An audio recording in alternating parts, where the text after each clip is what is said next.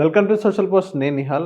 So ఈరోజు gold price వచ్చేసి దగ్గర 1,34,000 చేంజ్ వరకు ఉంది. అదే సిల్వర్ వచ్చేసి 2,08,000 చేంజ్ వరకు ఉంది.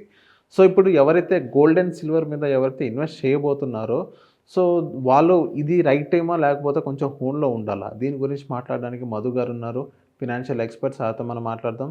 Hello sir, welcome to social post. Hello అండి. సార్, ఇప్పుడు గోల్డ్ ప్రైస్ వచ్చేసి దగ్గర 1,34,000 చేంజ్ వరకు ఉంది. ఒక 1 వీక్ నుంచి అక్కడే కన్సాలిడేషన్ అవుతుంది. అదే సిల్వర్ చూసుకుని అంటే మళ్ళీ పెరిగింది, 2,08,400 చేంజ్ వరకు ఉంది.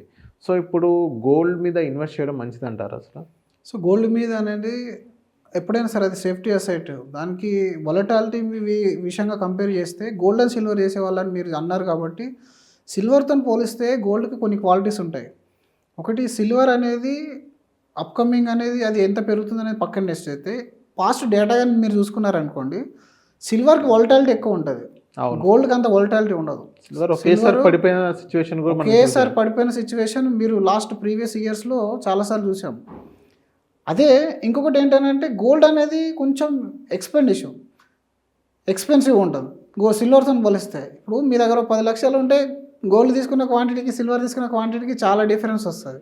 అంటే దెర్ ఆర్ ఇన్వెస్టర్స్, వాళ్ళ క్వాంటిటీ చూసే వాళ్ళు కూడా ఎక్కువ మంది ఉంటారు. కానీ ఇందులో ఇండస్ట్రియల్ పెద్దగా ఎఫెక్ట్ అనేది ఏమి ఉండదు గోల్డ్లో. సిల్వర్లో మాత్రం ఇండస్ట్రియల్ ఎఫెక్ట్ ఉంది. ఇప్పుడు రానున్న రోజుల్లో గ్రీన్ ఎనర్జీ కానీ, ఎలక్ట్రిక్ వెహికల్స్ కానీ, సెమీ కండక్టర్స్ కానీ వరల్డ్ వైడ్ డిమాండ్ అనేది పెరగబోతుంది. ఆ పెరిగినప్పుడు డెఫినెట్లీ సిల్వర్కు ఒకటి, దీని యొక్క మ్యానుఫ్యాక్చరింగ్ ఏదైతే ఉంటుందో ఇది లిమిటెడ్, అంటే ఉన్న డిమాండ్ ఉన్నంత ఉండదు. కానీ రెండో ప్రాబ్లం ఏంటంటే speculation is the biggest problem. సిల్వర్ను బాగా స్పెక్యులేట్ చేస్తారు, గోల్డ్ కానీ సిల్వర్ కానీ. ఆ స్పెక్యులేషన్లో ఒక్కొక్కసారి టాప్ హైలోకి వెళ్ళిపోతుంది, అప్పుడు మళ్ళీ పడిపోతుంది. కానీ నిజమైన ఏదైతే మార్కెట్లో దీని యొక్క యూజ్ అనేది బయటకు వస్తుందో, ఆ డిమాండ్ అనేది బయటకు వస్తుందో, అప్పుడు మ్యానుఫ్యాక్చరింగ్ అనేది ఆ డిమాండ్ తగ్గట్టు ఏమి ఉండదు ఫ్యూచర్లో. డెఫినెట్లీ దానివల్ల ప్రెషర్ అయిపోయి ప్రైస్ పెరిగిపోతుంది. ఆ పెరిగినప్పుడు మీరు దాన్ని గోల్డ్తో కనుక చూసారనుకోండి, డ్రాస్టికల్గా ఉంటుంది. గోల్డ్ని డికేట్స్ మీరు అబ్జర్వ్ చేయండి, it is very slow volatility అనేది చాలా తక్కువ ఉంటుంది గోల్డ్లో. అండ్ ఇంకొకటి ఏంటంటే, ఎప్పుడైతే రిసెషన్ ఇట్లాంటివి మనం మాట్లాడతామో, అంటే మనకు బయట వార్స్ మాట్లాడతామో, రిసెషన్స్ మాట్లాడతామో, సిల్వర్ అనేది ఈక్విటీ కంటే డ్రాస్టికల్గా డౌన్ అవుతుంది, గోల్డ్ అనేది ఆపోజిట్ డైరెక్షన్లో వెళ్తుంది. ఎప్పుడైతే మార్కెట్ పర్ఫామ్ చేయదో, ఎప్పుడైతే రిసెషన్ లాంటివి వస్తాయో, అప్పుడు గోల్డ్ అనేది మిమ్మల్ని నెక్స్ట్ లెవెల్కి తీసుకెళ్తుంది. అంటే గోల్డ్కి క్వాలిటీ ఉంది, సిల్వర్కి క్వాలిటీ లేదు. Silver is equal to more dangerous than equity అంట, అందుకే నేను. కానీ రానున్న రోజుల్లో సిల్వర్కు స్కోప్ ఉంది పెరిగేది, but at the same time it will carry the same risk. తెర ఇన్సిడెంట్స్ 68% వరకు ఫాలో అయిన సందర్భాలు ఉన్నాయి సిల్వర్లో. అవును. అంటే వెరజ్ ఇన్ గోల్డ్ ఆ ఇన్సిడెంట్ మనం ఎప్పుడు చూడలేదు. కానీ గోల్డ్ మిమ్మల్ని ఎక్కడ సేవ్ చేస్తుంది? ఎంటైర్ మార్కెట్ కొలాప్స్ అయిపోతే గోల్డ్ అనేది ఇప్పుడు లాస్ట్ 1 ఇయర్లో కూడా మీరు చూసేది ఏంటి? ఈక్విటీ అనేది పర్ఫామ్ చేయకపోతే గోల్డ్ అనేది పర్ఫామ్ చేస్తుంది. ఈక్విటీ పర్ఫామ్ చేస్తే సిల్వర్ పర్ఫామ్ చేస్తుంది. కానీ సిల్వర్లో ఉన్న డిమాండ్ నెక్స్ట్ 5 to 10 ఇయర్స్ లోపల ఎక్కువ. దీనికి అనుగుణంగా ఎంత పర్సంటేజ్ నేను అలొకేట్ చేస్తే గోల్డ్కి బాగుంటుంది, ఎంత పర్సంటేజ్ నేను సిల్వర్కి అలొకేట్ చేస్తే బాగుంటుంది అనేది డిసైడ్ చేసుకోవాలి. అందుకే ఈ రోజులలో కూడా కొంతమంది ఏం చేస్తారంటే, ఈక్విటీ అంటే మొత్తం ఈక్విటీకి వెళ్ళిపోతారు. దే డోంట్ లిజన్ ఎనీవన్, అసలు వినరు. నీ దగ్గర మనీ ఉన్నప్పుడు you put into different assets. గోల్డ్లో పెట్టినప్పుడు ఏమైంది, మార్కెట్ డౌన్లో ఉన్నప్పుడు గోల్డ్ ఆపోజిట్ డైరెక్షన్లో వెళ్ళడం వల్ల నీ పోర్ట్ఫోలియో గెయిన్ వచ్చింది. ఇండస్ట్రియల్లో ఒక రకమైన విప్లవం వచ్చినప్పుడు సిల్వర్ అనేది పికప్ అయింది. జీడిపి పెరిగినప్పుడు ఈక్విటీ అనేది పికప్ అయింది. అంటే 3 సందర్భాల్లో కూడా నువ్వు బెనిఫిట్ తీసుకునే ఛాన్స్ ఉండాలి అనుకుంటే నీ ఇన్వెస్ట్మెంట్ అనేది ప్రాపర్లీ డైవర్సిఫికేషన్ అనేది జరిగి ఉండాలి. దీన్ని మళ్ళీ ఓన్లీ గోల్డ్ సైడ్ వెళ్ళిపోతానంటే ప్రాబ్లం ఏంటి? ఓవర్ ద లాంగ్ పీరియడ్లో ఈక్విటీ యొక్క రిటర్న్ కంటే తక్కువ ఉంటుంది. మొత్తం సిల్వర్కి వెళ్ళిపోతే ఏమవుతుంది? రిసెషన్ లాంటివి వచ్చినప్పుడు, లేకపోతే ప్రైస్ అనేది స్పెక్యులేషన్ ఎక్కువ అయిపోయినప్పుడు ఫాల్ అయిపోతుంది. మొత్తం ఈక్విటీలోకి వెళ్ళిపోతే ఏమవుతుంది?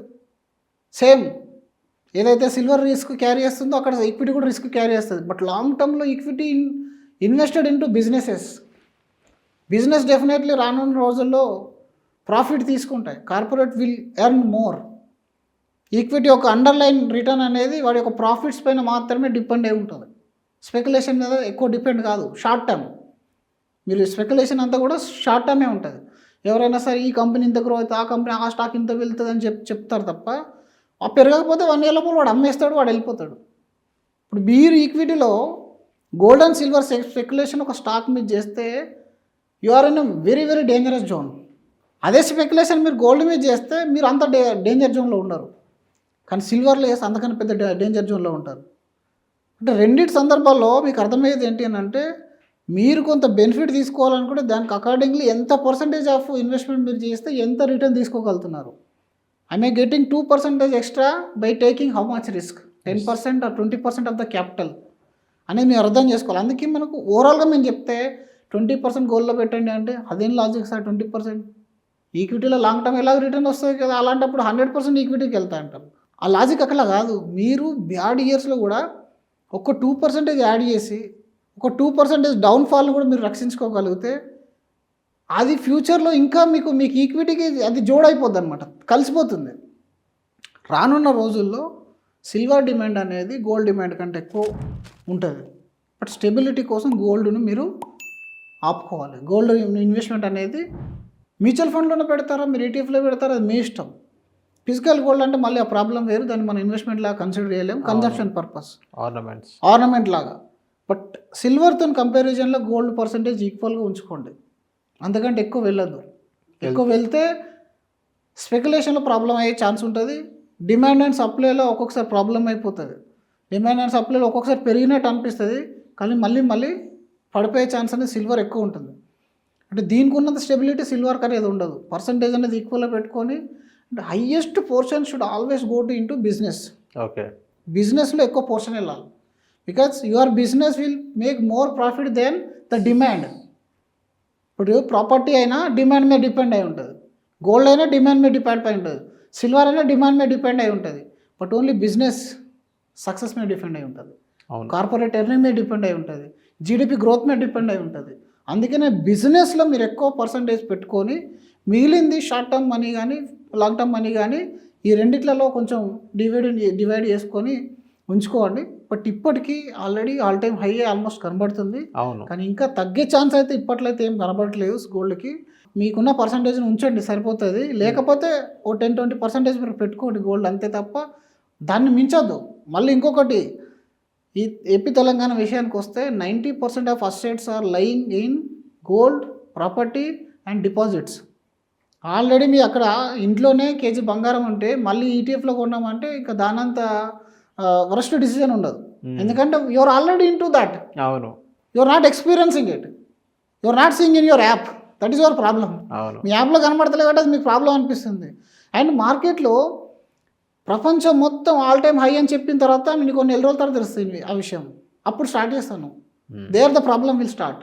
ఒకవేళ స్టార్ట్ చేయాలనుకుంటే ఆ విప్లవం రాకముందే, ఆ గ్రోత్ రాకముందే స్టార్ట్ చేయగలగాలి. కానీ అది ఎప్పటికీ ఎవరు ఎక్స్పెక్ట్ చేయలేరు. కాబట్టి long term is always better, proper. అంటే ఆ లాంగ్ టర్మ్లో 8-9% అయినా okay, but it will give the stability.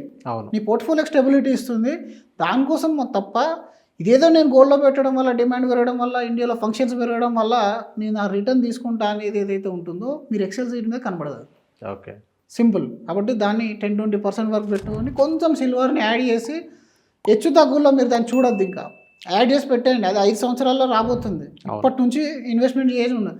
అప్పటికెప్పటికో 3 సంవత్సరాల తర్వాత అది ఆల్ టైమ్ హై వెళ్ళిన తర్వాత 3 లక్షలు 5 లక్షలకి వెళ్ళిన తర్వాత మీరు అప్పుడు కొంటారు చూడండి, అప్పుడు యూజ్ ఉండదు. మళ్ళీ కదా 7% 6% ఆగిపోతుంది. మోర్ వాలటైల్ ప్రోడక్ట్ కూడా. కాబట్టి పెద్ద ఇన్వెస్ట్మెంట్ చేయొద్దు.